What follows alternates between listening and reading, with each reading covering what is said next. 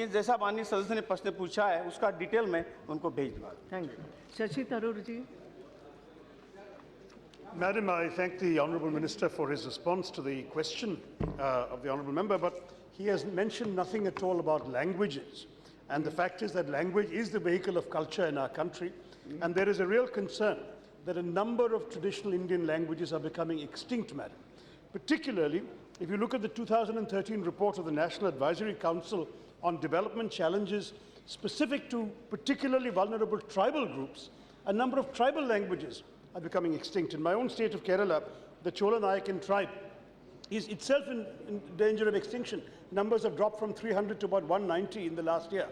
So what is the Ministry of Culture in a position to do, first of all, in terms of particularly vulnerable tribal groups specifically, and in general about the preservation of India's traditional languages, recording them, audiovisual records and so on, so we don't lose these precious vehicles of our culture and our traditions? Thank you, Madam Speaker. माननीय अध्यक्षा जी, माननीय सदस्य ने प्रश्न पूछा है, उनका मूल प्रश्न तो अलग है, लेकिन जो संस्कृति मंत्रालय जो ट्राइबल के बहुत कुछ काम करता है, और इसलिए जो कि स्कीम्स हमारे पास जो स्कीम्स है, ये स्कीम में कभी मेला लगाना, उनको इकट्ठित करना, और अनेक जैसा मैंने कहा था अभी गुरु शिष्य परंपरा है, उसके इसमें इन लोगों को स्कॉलरशिप देना, ग्रांट देना, ये हमारे पास है।